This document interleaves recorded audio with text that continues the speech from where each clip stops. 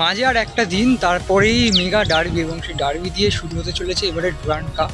ইতিমধ্যেই ইস্টবেঙ্গল, মোহনবাগান দুই বড় ক্লাব তারা কিন্তু তাদের প্রস্তুতি নিতে শুরু করে দিয়েছে। তবে আজকের এই ভিডিওতে আমরা দেখাবো অন্য এক দলের প্রস্তুতি, যে প্রস্তুতি তারা মাঠে নেমে হয়তো খেলবে না, কিন্তু এই মাঠে খেলাটা যাতে সুষ্ঠুভাবে হয়, সেটা সম্পূর্ণভাবে যাতে সুষ্ঠুভাবে হয় সেটার চেষ্টা। এবং সেক্ষেত্রে বুঝতেই পারছেন যে আমরা ইন্ডিয়ান আর্মি এবং ডুরান্ড কর্তৃপক্ষের কথা বলছি। ইতিমধ্যেই সাজো সাজো রব গত ৩-৪ দিন ধরেই মাঠের মধ্যে বিভিন্ন রকমের যে অনুষ্ঠান হবে সেগুলোর প্রস্তুতি, সেগুলো অনুশীলন হচ্ছে। যেরকম অনুশীলন করছেন বলতে পারেন দানি রামিরেস কিংবা ডিজান ড্রাজিক, নতুন বিদেশিরা, সেরকমভাবেই কিন্তু অনুশীলন চলছে। এবং গোটা যুবভারতী ক্রীড়াঙ্গন জুড়েই কিন্তু এই মুহূর্তে রয়েছে আর্মিদের অসংখ্য সেনাকর্মীরা, এবং বলা যেতে পারে একেবারে ঘাঁটি হয়ে গেছে। কিন্তু কোনো যুদ্ধংদেহী পরিস্থিতি নয়, বরঞ্চ যাতে সব সুষ্ঠুভাবে হয় সেটারই চেষ্টা। হয়তো আপনারা আওয়াজও পাচ্ছেন এই মুহূর্তে,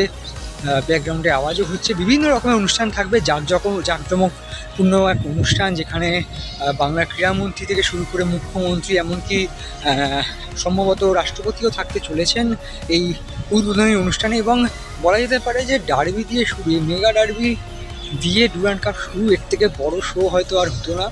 এবং সেই কারণেই যেমন দুই দল প্রস্তুতি নিচ্ছে, সেরকমই প্রস্তুতি নিচ্ছে ডুরান্ড কর্তৃপক্ষ। তো চলুন বিভিন্ন অবস্থা দেখিয়ে দিই ঘুরিয়ে।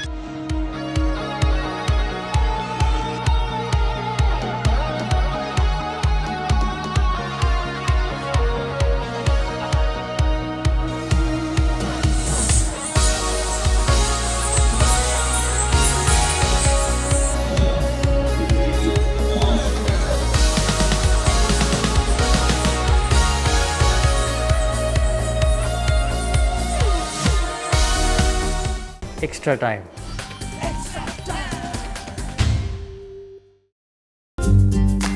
লেটেস্ট নিউজ আর এক্সক্লুসিভ ভিডিওর সঙ্গে আপডেট থাকতে এখনই সাবস্ক্রাইব করুন আমাদের ইউটিউব চ্যানেল।